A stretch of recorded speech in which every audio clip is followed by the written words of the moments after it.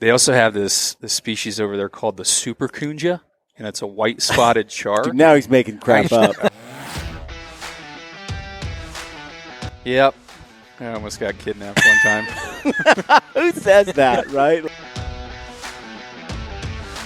Can you recreate that? Like, did you scream like a girl? Did you scream like... Totally like a girl. Yeah. You're sounding not very gritty right now. Tell me the truth. Yep. People have been eaten, haven't they? And his driver steps out, and he's this like 6'4" Jack Mayan dude with gold chains. So, do we have a sketch of kind of how we want to cover? Just start working on Tom. Just think of the 5 most controversial questions you can think to ask him. Perfect. All right, guys, we are here at the Fly Fishing Show in Denver, Colorado. Our guest today is Tom Melvin from Yellow Dog Fly Fishing Adventures. Yes, sir. Tom, thanks for coming on. Yeah, thanks so much for having me. Really appreciate it. And my co-host today, Brian Call from the Gritty Bowman podcast. What I think is interesting is this is called The Fly Fishing Show. That's correct. That's like the title. Yeah. You got to throw the on the front there. Yeah. That's a bold statement. Like it's the only one almost. Well, Yeah. Tom just told me this is his favorite one. So Yeah, this venue is definitely, one of my favorites. Lots of fishy people around here. And as far as the Fly Fishing Show, this is kind of the biggest tour for Fly Fishing Show venues. This actual show event goes around the country and does 7 different stops. East Coast, West Coast, Denver. Wow. So, yeah, this is kind of the Fly Fishing Show. well, this is my first time here at the Fly Fishing Show, and I'm impressed. I mean, this is a big event. This is a big venue. We're at the Denver Mart, and hundreds of booths. And the who's who in fly fishing is here. Yep. And Yellow Dog right in the middle. Yeah, it's great to see everybody. There's always great vendors that come to this show and exhibitors, and you have, lots of celebrity anglers like Jeff Currier, who's here, who's, Yep. Fished more places and caught more species on a fly rod than anybody on the planet. So to be able to come in and visit with, all the vendors and new retailers and celebrities, it's a cool event. And we're always excited to be here. And what's interesting, and we got Dwayne behind the camera helping us out today, and Dwayne made an interesting observation. He's like, I was expecting to see a bunch of old people at this show. And it's not. There's a lot of young people, millennials. It's a younger generation that's kind of embracing this sport, and it's cool to see. Absolutely. It's in the past, it was always, kind of a sport that people thought of as, very classic and, reserved for the elitists of our society. But it's definitely changed in the past few years. Totally. More younger people are getting excited about fishing. What are you, like 21 with a beard?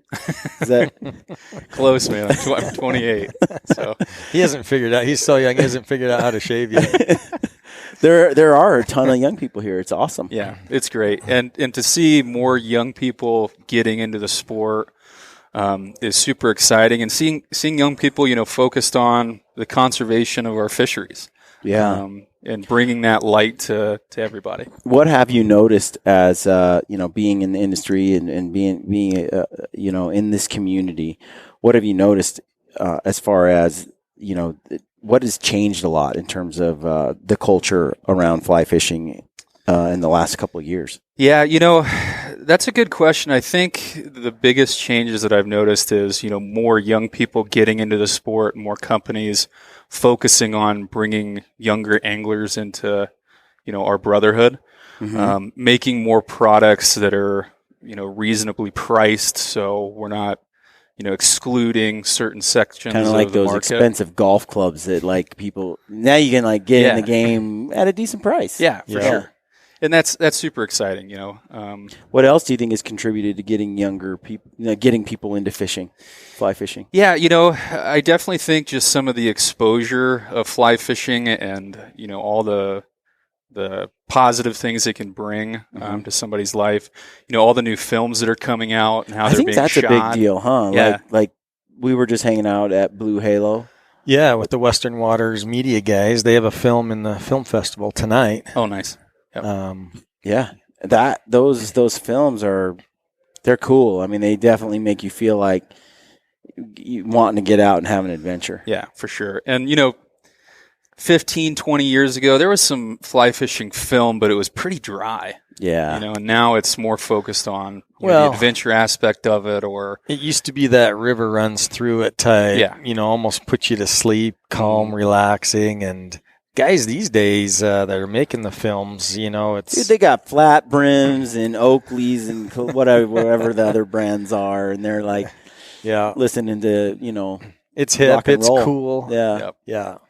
And the quality of the filming and the cinematography has gone so far through the roof of what it used to be. Yep. I think that definitely brings more people into it. With Gritty Bowman, I'm able to film things and tell stories Mm-hmm. in a way I couldn't have just 5 years ago, 10 years ago, because the equipment, the editing software, the computers needed to do it, all that stuff, the cameras, they were just out of my range or my abilities or my budget. And now, dude, I filmed one hunt with the iPhone. Like 80% of my film was iPhone footage. And I had no clue when I saw it. Yeah. I had It's all no clue. 4K. Mm-hmm. Pretty And I was like, so yeah, filmmaking and such is like at the fingertips of everyone now. Mm-hmm. Well, you can go to Best Buy. You can buy a good camera for $1,500. You can download the software, and you can get on YouTube and learn how to do it all. Yeah. There's not very many barriers to entry anymore.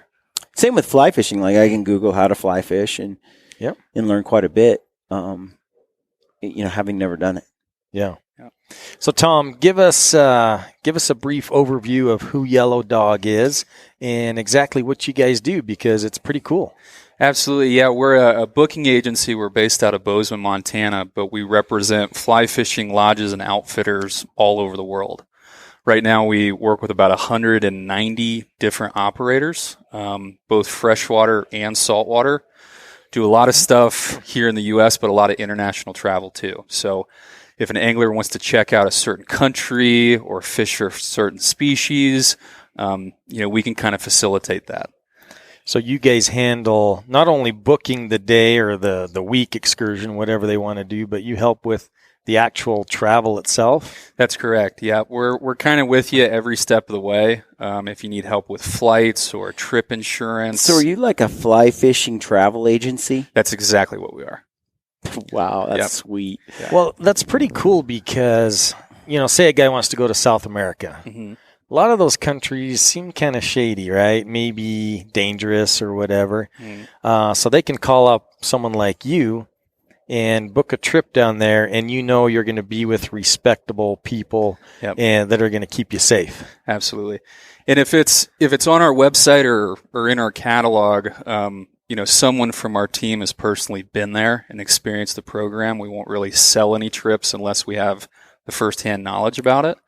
So, one of our team members will head down and, see the fishery, meet with the guides, stay at the accommodations, really kind of get to know the program well, just so we can come back and be as honest about it as possible. You have Chad, you had a brochure, or this that is a your catalog? magazine, I guess. Yeah, that's the new one, hot off the press. That's the 2017 resource guide, and that kind of lists all, the operators that we're working with now. Mm-hmm. What's kind of cool about our service is we don't have any ownership in any of these places.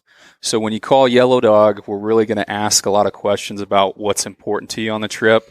If you have a certain species you want to fish for, a time of the year, what your budget is. So you don't have an ulterior motive or a secondary agenda where you're like, dude, look, man, I'm telling you, you do not want to fish for trout in New Zealand. Where you want to go is Mexico. Yeah. You don't do that? we don't. We don't have that exclusivity or kind of the quotas we have to meet at certain places. So when you call Yellow Dog, we can be as brutally honest with you as possible. We have a lot of anglers that will call in and be like, I've heard about this place and I got to go here. And we'll start asking questions and be like, all right, well, why do you got to go there? And what are you looking to fish for? And what are you looking to get out of the trip? And like I'll flat out tell people like you should not be going there, and I can do that just because we don't have any of that Any ownership, affiliation there. any of that ownership responsibility. We just want to make sure no conflict of interest. Yeah, it's the right trip, for that person, and they're going to a place that is going to deliver what they're looking for. So everything from tackle to fly selection, you guys either provide or help out with? Yeah, absolutely. If you book a trip through Yellow Dog, you'll get really extensive pre-trip planning information that we spend a lot of time on, and we're constantly updating when we come back from visitations or research trips. So you get all that information right off the bat, and then we're there with you every step of the way if you ever have any questions about flies or gear or what kind of socks should I take. We're kind of there just to try to help out and make sure it's a good trip. So I was asking you earlier, you've been on some of these trips. Mm-hmm. Your one or two most memorable places that you've personally been? That's a tough question. There's so many great places, and I think every single place, has something unique about it that just kind of sets it apart. And it just kind of depends on the person. For me personally, I really like freshwater fishing and trout fishing. So I'd probably say for that regard, Kamchatka, Russia. I mean, that place is pretty next level, and there's not a whole lot out there that really kind of say compares what to it. Russia? Kamchatka, Russia. Kamchatka. Yep, you got it. You have not heard of Kamchatka? Dude, has anybody? Chamkat? Forget it. But it's Russia. It's Russia. That's some red flags go off. Dude, it's a huge peninsula off the coast of Russia, and it looks like Canada, but they're famous for trout fishing and big brown bears, and I think maybe some wild hogs there too. Yeah, maybe some wild hogs. They're really famous for moose hunting too. Huge moose. And I think down at the very tip, you start seeing some of the Siberian tigers. Mm-hmm. That's correct. What? Yeah. Yeah. In Russia. Okay. Anyhow, that's rugged. That sounds awful remote. It's super remote, and when you tell people Russia to start, some red flags come up for sure. But the Kamchatka Peninsula and where our outfitters are running their programs, I mean, it is literally in the middle of nowhere. Just to get into the camps, you have to take a helicopter flight in a Soviet Mi-8 helicopter. And once you get there, I mean, you're more red literally flags. in the middle. More of red nowhere. flags, but whatever. Dude, you're sounding not very gritty right now. Yeah, true. Yeah. It's when the adventure includes people shooting at you, then I get a little worried.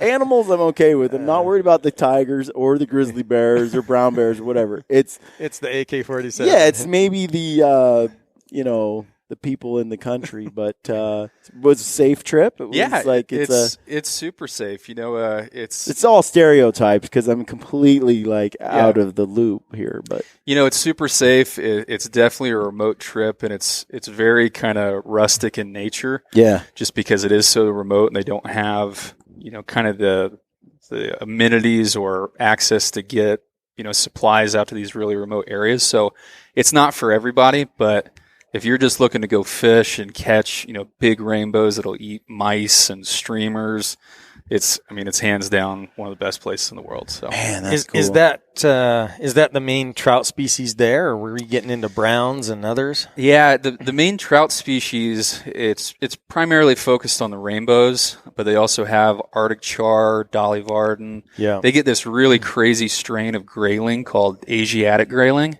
And, these things are monsters. They can get over 24 inches in length. Holy That's a smokes. big grayling. Yeah. They also have this species over there called the superkunja, and it's a white spotted char. Dude, now he's making crap up. I kid you not, the superkunja. And it's a white spotted char, but those things get in excess of 35 inches. Holy smokes. So, yeah, it's pretty next level. Dude, we need to go. Yeah. Okay, so you've been there. Yes, sir. And that experience was cool? Yeah. If you're an adventurous person and you're cool with just kind of rolling with the trip. Camping, obviously. Yeah. And looking for, a really remote fishery that's virtually untouched. It's a hell of a trip. Yeah, it seems like sounds amazing. Yeah. Like my dream is to go and fish places that I think maybe nobody else has ever fished. I want to be that remote. Yeah. And Kamchatka absolutely feels that way. Most of the camps we're operating on, like the largest camp we have only takes a maximum of 10 anglers per week, and most of them are like 4 to 6. You're the only ones on the river, and you're covering 60 to 80 miles of water throughout the course of the week. So, when you're fishing, even if you're, the second or third week in the season, by the time you hit that stretch of water, I mean, those fish haven't been touched for a week, and the rivers are just loaded full of fish. So it really does feel like a place where it's like I'm fishing where nobody else has fished before. Yeah, we were just visiting with the Flycraft guys. Yeah. And they just got back from the Amazon jungle. I think they were in Guyana or something, but we were looking at some of the footage, and man, those guys were probably fishing a river system within the Amazon that maybe nobody else has ever fished before. Mm-hmm. And that's just so cool, so appealing to me. Yeah. Well, to me, the fishing and the hunting, it's about the adventure. So a lot of times where I go, I don't go because they have the biggest animals or anything like that. It's because of the trophy country I'm in. Yep. I'm going to, Yeah, the trophy country, the place. Mm-hmm. Yeah. That has so much to do with the overall, experience. Mm-hmm. So, sometimes you can go and hunt some trophy bull elk with a bow in this place that's like right on the edge of the city you grew up in, and that's cool too. But you're like coming home every night from the hunt, and it's like, but you're there for the giant bulls. Then there's places where you're there for the rugged and remote wilderness. And I almost always come away from the experiences with quality trophy country feeling so much different about the trip than I do about the trophy animal. Sure.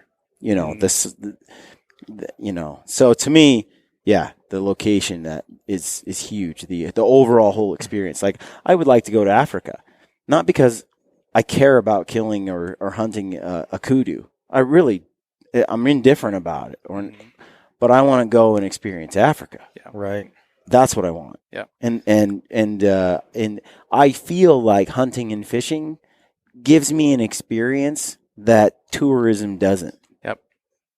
Yeah, I'd absolutely agree. And, we always try to remind people about exactly what you're talking about who are going to these places. Like, the fishing's the fishing, and hopefully it's great. But if it's not, still, realize what you're doing and enjoy that experience or the adventure, because that's a big part of the trip. My most memorable hunt is a trip where I didn't shoot anything, but the people I was with, the places I was in, and I had a lot of close calls. Elk coming in. I saw a lot of deer, a bear, almost ran right into the bear. But just that trip and that experience is the one that comes to mind first and foremost to me. Yeah. And I didn't even kill anything. So I want to, I just to hijack it from Chad again and get this my other question answered. Sure. Well, I have two questions, but before I go, and then we'll circle back, because I want to know, like, if there are any experiences where you've almost died, or or stuff like that. But I'm really curious, like, what fish species is the most popular? Like, forget what you like or anybody else, but what is, like, just hard numbers? What species of fish that are you the most? Do you sell the most for? Well, maybe answer that freshwater and then saltwater. Sure. No, just overall. Okay. And then answer it that way, too. And then answer it that way. Okay. Overall, I would say probably saltwater species on the flats. So, like, bonefish, permit, and tarpon. Mm-hmm. Those are kind of the big three of saltwater fly fishing. Okay. For freshwater, probably trout species, rainbows or browns or cutthroats, just because there's a lot of different options there. But yeah, we got some really exotic ones too, and kind of some wild ones. Aripama in Guyana, that's a pretty different one. Those are so the Flycraft guys hooked into several of those, but didn't land them. Yeah, those things are monsters, Oh. and just a really unique species. We have some programs in the Seychelles where you can target some really weird stuff like bumphead parrotfish and milkfish and giant trevally. Mm-hmm. So there's a lot out there, and that's what's so cool about what we get to do with fly fishing travel. But the big ones for sure are, I would say that kind of trump it all, saltwater species, bonefish, permit, tarpon. Okay. Exactly what I'm going to be doing in 2 weeks. Yeah. I hope. Interesting. Yeah. I wouldn't have thought saltwater fish first. Mm-hmm. Dude, it's 0 degrees outside. Where do you want to be right now? I guess if you're not that gritty, then then you want to go to a beach somewhere. Yeah, I do. With my hot wife. That's right. Okay, so that makes sense. So tell us about some time where you almost died. You got any of those stories? I got a couple of those stories. Yeah? Let's hear these things. All right. I was in not to dissuade people from contacting Yellow Dog. Absolutely. No, these are this is more my fault. This was bad decisions on his putting part. myself. Oh, you already know? Yeah. Okay. I'll tell that one in a second, but the first one, this one was pretty bad. Uh-huh. But I was in Kamchatka, and I was hosting a group of anglers, and one of my best buddies in the world was guiding for that camp at the time. His name's TK, and TK and I took these 2 women anglers on a hike through the tundra to fish this like really small tributary that flowed down into the main stem, and we had to hike over the tundra. And like when we pulled up to start our hike, I asked TK, I was like, "Hey, you brought the bear spray, right?" He's like, "Oh yeah, don't worry about it." And you have no firearms. No firearms. He's like, "I got us covered." I was like, "All right." So we, take the hour-and-a-half hike across the tundra, get down to the river, just this beautiful little tributary, start fishing, and we had a break for lunch. And when we, geared back up with our anglers, I accidentally put on his pack, and he took mine. And I had bear spray in my pack, but he didn't. And we were fishing, and he kind of started walking away. So you obviously had matching packs. Yeah. And he started walking away, and I was like, "Hey, where's your bear spray?" And he's like, "It's just on the side." Well, he thought it was a good idea, and he brought along a Russian Roman candle, those fireworks. Yep. So that's what I had for my bear spray. I was like, all right, well, I can make do. And I'm fishing with my angler, and we're having a great time. She's catching fish, and she's fantastic. And she goes to make a cast, and I'm really kind of focused on the run we're fishing. And she opens up to make the cast. She goes, "There's a bear," and puts her cast down, just super nonchalant. So I turn around, and there is this huge grizzly bear, like right across the river from us, just staring at us. Yeah, these are the cousins to the Alaskan brown bear. Yeah. So they're big. Yeah, and he's kind of checking us out, and I reach back and I pull out that Russian Roman candle. I'm like, all right, well, how's this going to work? And it was a pull tab, like those confetti shooters. Mm-hmm, mm-hmm. And I kind of pointed at him, and I pulled the string, and nothing. Like, no fireworks, no nothing. So How cold is this water? it's pretty cold. And how deep is it? Not very deep. Like 2 feet. Oh, great. Yeah. So you can't dive in and swim. Yeah. So I'm like, all right. not that might save you either. Like bears swim pretty good, but I mean, this is kind of a problem. But yeah, we got together and, got kind of loud and yelled at the bear, made ourselves, known in our presence. how far away was this bear? He was probably 30 feet. Oh my gosh. That's close. Yeah. And he kind of checked us out, and like that was the kind of scariest bear encounter I've ever had. But That yeah, could have gone bad. it could have gone real bad. Mm-hmm. And yeah, he went back up the ridge and kind of walked away, and I was really lucky on that one. And yeah, when I met back up with my buddy TK, he definitely got an earful. Next Oh, time, man. Yeah. you should get downwind of it, and say, "Smell us now, Mama." Yeah. Like Yeah. Callahan. That's right. Anyway, different story. Yeah. But that one was probably the closest. So That'd make your heart pump. yeah. So I heard something about kidnapping. Yep. I almost got kidnapped one time. Who says that, right? Like a grown man. Yeah, right. Like, so when was this? How many years ago? This was probably like 3 or 4 years ago. Okay. And that one again was totally my fault. So you must not have had your beard back then. I think I did, or maybe just like like half of it. It was pretty wispy at the time. It wasn't as gritty as it is now. No. Yeah. But yeah, that one was actually in Mexico, in Cancun, which is a super safe place, as we all know. But I just kind of put myself in a situation I shouldn't have been in, and almost paid for it pretty big. So how did that go down? I went down, and my best friend growing up actually was getting married in Playa del Carmen. So I went down for the wedding, and then afterwards I headed down to Ascension Bay to do some fishing down there. They have really good flats fishing for bonefish and permit and tarpon.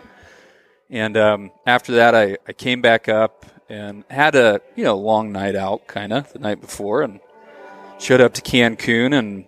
And the international terminal, there's like 2 different parts to it. And I had my driver drop me off at what I thought was the right terminal, and it was the wrong one. And I was really short on time, so I ran back out of the airport and couldn't find a taxi. And there was a bus between the two, but it ran like every 45 minutes to an hour. So I was if I took the free bus, I was definitely going to miss my flight. So this little Mexican guy who was standing at the side of the airport, he's like, "Sir, do you need some help?" And I was like, "Yeah, I need a cab." He's like, I'll take care of you. Follow me." I was like, "All right, cool." So I started walking with him, and we started walking by cabs, and I'm like, "Well, what about that one?" He's like, "Oh, no." I was like, "All right, what about that one?" And he's like, "No." And he walked me like all the way back to the back of the parking lot, like under some, shady overhang. Shady's the key word there. Yeah. And he had his driver, or the guy he wanted me to ride with, and he was in this like bondoed out, rusted Pinto. And his driver steps out, and he's this like 6'4" jacked Mayan dude with gold chains. And they grabbed my bag and threw it into the trunk, and he's like, "All right, get in." And I'm kind of sitting there looking around, and like there's nobody else around me. Something ain't right here. Something's not right here. And I almost got in the car, but thankfully I came to my senses, and I wouldn't get in, and they kind of started circling a little bit. So I just started screaming at the top of my lungs, and I think it scared them off. So no kidding. Yeah. Can you recreate that? Like, did you scream like a girl? Did you scream like... Totally like a girl. Yeah. That does put people off. Yeah. Wow. But yeah. Did you get your luggage, or did they leave with it? I got my luggage. I had a little like bag of, some souvenirs and stuff I was bringing home, and I didn't get that one back, but I got my luggage back. Wow. Yeah, that's I've heard of guys going to South Africa to hunt big game. Yep. And there's all these Cape Town and stuff, there's all these stories about when you're at the airport, how careful you have to be, where people have actually left, some of these places at the airport. Yeah. And the same thing, they're like, "Come with us and we'll give you a ride," and off they go, and they're kidnapped. Yep. And no bueno. No. And, I've traveled down to Cancun a lot, and our staff does a ton, and all of our anglers, and it's a very safe place, but that was just a situation that I just, put myself in a bad spot. So following some stranger to the back of the parking lot. Yeah. So probably what not a good idea. As far as places to go, I mean, do you guys do much in New Zealand? We do, yeah. Yeah. That seems like a really cool place to go. I've kind of always wanted to go there and go fishing. Yeah. Don't they have good fishing? They have great fishing. Amazing. And no one's going to kidnap you like in Cancun. Yeah. I mean, they could be. Some Maori dude might come up and If some Maori dude grabs you, you're just, don't even scream. It's over. Yeah. But New Zealand's, have you been there? I personally haven't. Kind of how we work at Yellow Dog is we have certain members of our team that specialize in the different areas of the world that we travel to. It'd be really hard for like one guy to be up to speed and knowledgeable about all the different fisheries out there, so we break it up. Because you said 180? 190. 190 Yep. locations. Can I see that real quick? Yeah. Yeah, and I think right now we're in about 25 different countries. Is there one country, one location that's like your number one?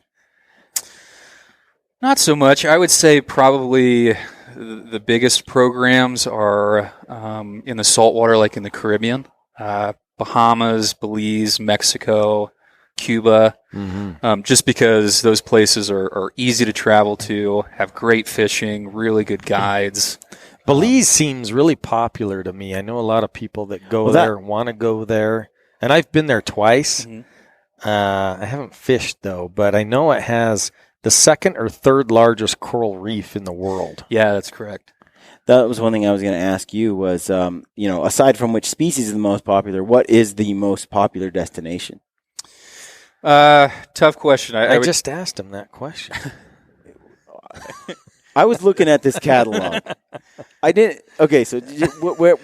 Yeah. I don't think you asked it in exactly that fashion. Okay, answer that. Answer the question again for Brian. For saltwater, I would probably say the most popular ones are Bahamas, Belize, Mexico, and Cuba. Just because they're easy to get to, have great fishing, good guides. For freshwater, I would probably say, the American West, South America, or the Patagonian region, Alaska, New Zealand, and Kamchatka. Okay, so where can a guy, what's a good budget type place for a guy to have a killer experience?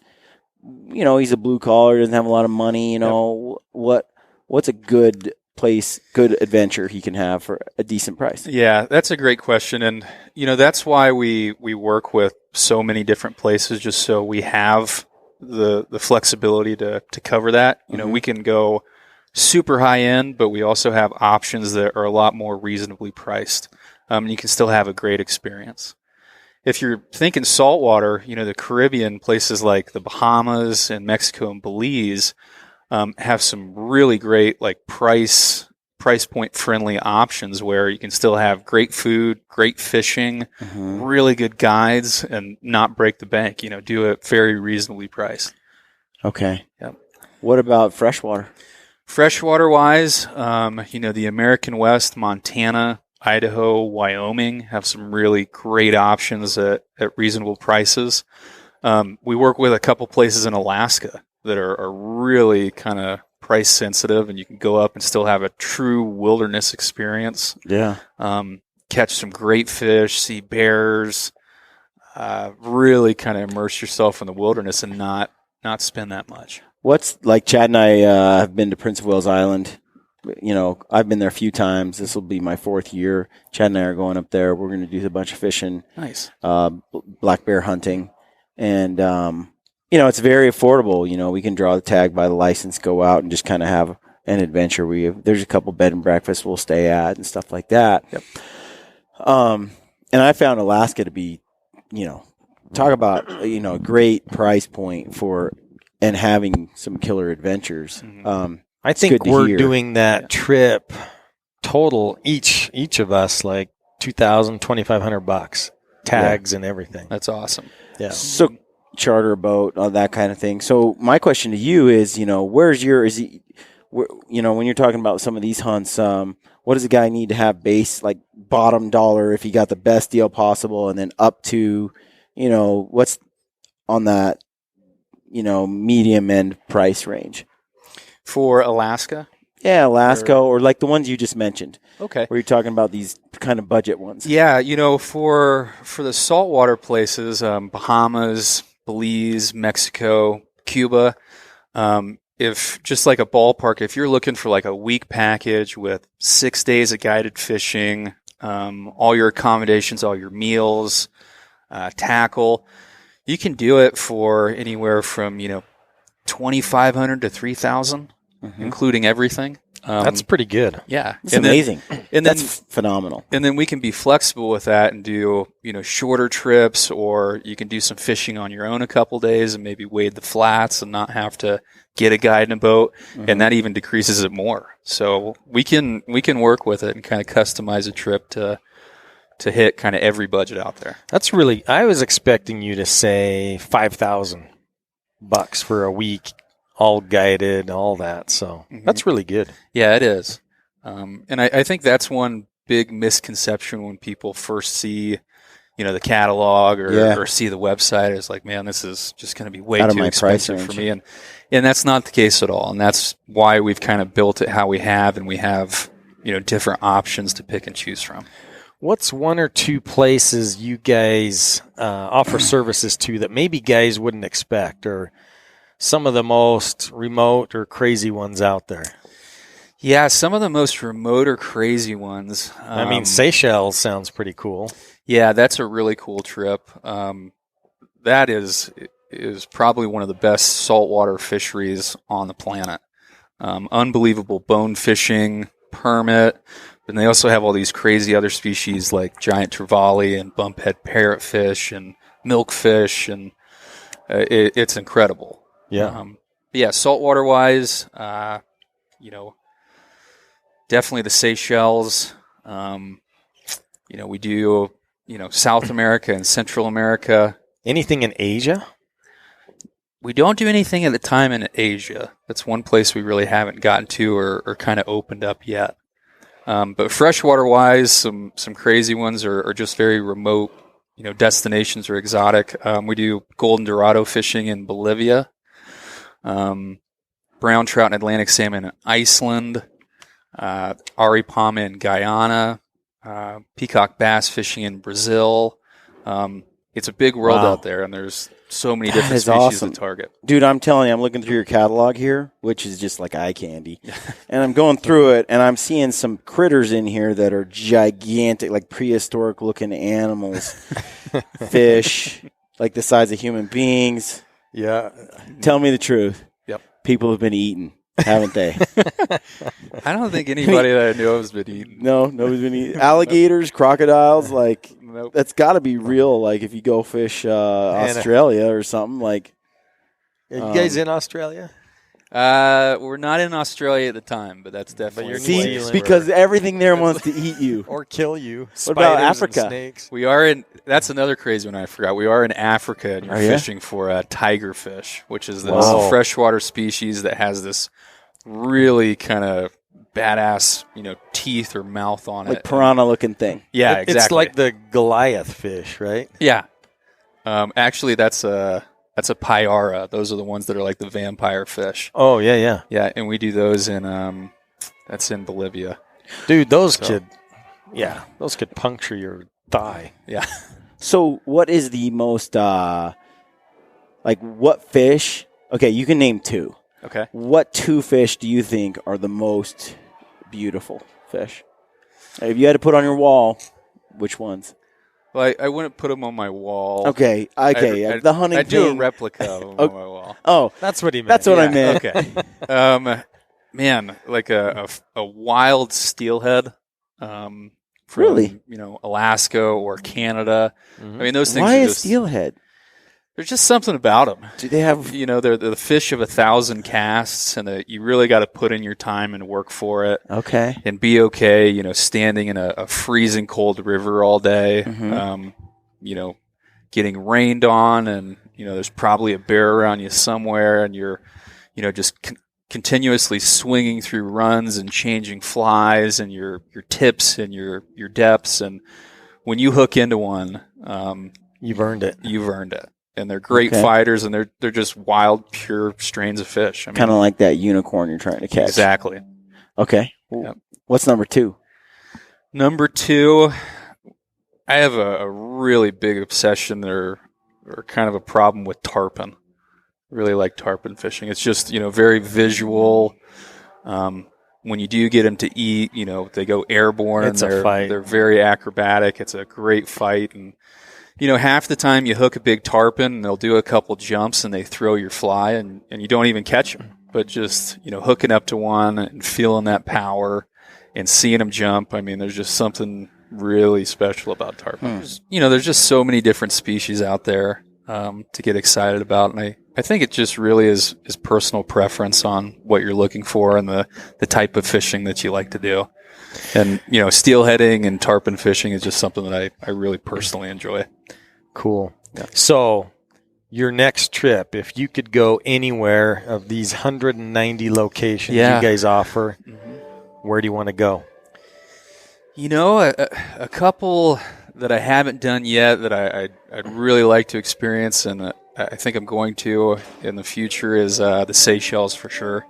I just love to go over and see, the uniqueness of that fishery and all those different species. Freshwater wise, I'd love to do, the Golden Dorado down in Bolivia. No doubt. You're in the middle of the jungle and you're, wade fishing these beautiful rivers, and the Golden Dorado, they are absolute predators. Oh, they're beasts. Yeah. They bite your arm off. Yeah. So I'd love to do that one at some point. For sure. Yep. Well, awesome, man. You got me excited to check out some of these locations. Yep. I'm going to be in Cabo in 2 weeks, so perfect. I might hook up with your guys down there and go chase some, I don't know, rooster fish or something. Awesome. Yeah. Give us a call. We'll point you in the right direction. So it looks like you guys have. What is your website? Is it just yellowdogflyfishing.com? Yeah, it's just yellowdogflyfishing.com. Okay, so if people want to get in touch with you, they can just go www.yellowdogflyfishing.com. Yep, absolutely. And on our website, we have all 190 places we work with. Mm-hmm. Each place has their own page with lots of information on the fishery and the program, along with dozens of photos to give you a really good feel of each choice. And can a guy get a hard copy catalog? For sure. Yep. They can pick them up at, any of the show tours, or they send us an email or just give us a call and ask for one. We'll send it to them. No problem. It looks like email is info@yellowdogflyfishing.com. Correct. Yep. Okay. Awesome. Perfect. Yeah. This is the perfect thing to get to set next to your toilet so you can dream about where you want to go over the course of the next 6 months, and then pick a spot. Yeah, it's a really good bathroom read. It is. I'm I'm gonna steal this, and I'm so gonna do. I'm gonna for the next few months, and then Chad and I are gonna plan a place to go. That's right. We'll call you. And are you guys on social media too? We are. Yep, we're on social media: Facebook, Twitter, Instagram. What's your Instagram? Instagram's just Yellow Dog Fly Fishing. Cool. And then we also have a blog on our website that we're, constantly posting cool tips about travel and different areas to fish and good photography. So we like to keep that one up to speed too. Nice. Well, cool. Hey, thanks for coming on the show. Yeah, thank you very much. Appreciate having you. Appreciate it. Thanks, guys. Everybody, thanks for listening. Hey, friends. Thanks for listening to the Gritty Angler Podcast. We love to hear your feedback. You can find us on Instagram and Facebook and on our website, www.grittyangler.com. You can subscribe to our podcast on iTunes, Podbean, Stitcher, and our YouTube channel. Please remember, our right to fish depends on habitat. Let's be good stewards of our fisheries and fight to protect our public lands.